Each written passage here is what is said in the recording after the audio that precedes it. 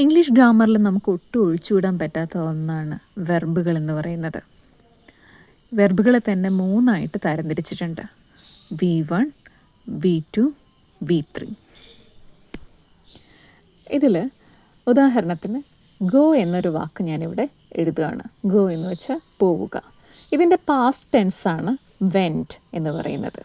ഇതിൻ്റെ past participle ഫോമാണ് gone.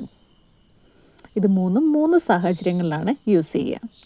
ഇതുപോലെ കം, കെയിം, കം.